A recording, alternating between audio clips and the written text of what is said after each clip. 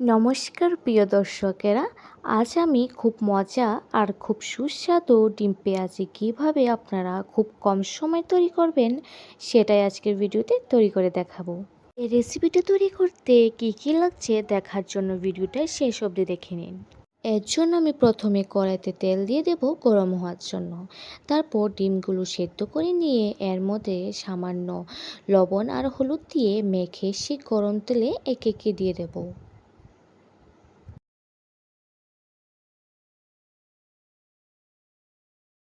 ডিমগুলি দিয়ে নেড়ে চেড়ে লাল লাল করে ভেজে নেব।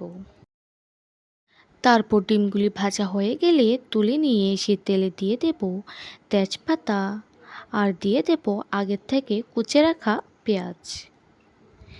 পেঁয়াজগুলি দিয়ে কিছুক্ষণ নেড়ে চেড়ে এর মধ্যে দিয়ে দেব স্বাদ অনুযায়ী লবণ, দিয়ে দেব হলুদ আর দিয়ে দেব স্বাদ অনুযায়ী কাঁচা লঙ্কা বাটা। তারপর দিয়ে দেব আদা বাটা, দিয়ে দেব জিরার গুঁড়ো আর দিয়ে দেব ধনার গুঁড়ো। তারপর দিয়ে দেব লঙ্কার গুঁড়ো দিয়ে কিছুক্ষণ নেড়ে চেড়ে মশলাটা ভেজে এর মধ্যে দিয়ে দেব এলাচ আর দারচিনি।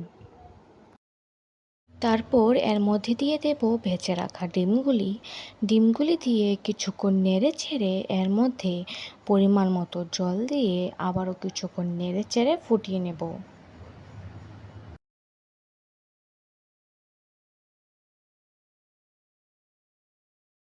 তারপর ফুটে আসলে কিছুক্ষণ এভাবে রেখে নামিয়ে নিলে তৈরি আজকের আমাদের রেসিপি। আশা করি এই রেসিপিটি নতুন রাঁধুনিদের জন্য খুব উপকার হবে। এমন আরও নতুন নতুন ভিডিও পেতে আমাদের চ্যানেলটাকে সাবস্ক্রাইব করে পাশে থাকুন। দেখা হচ্ছে পরের ভিডিওতে। সবাই ভালো থাকবেন, সুস্থ থাকবেন। ধন্যবাদ।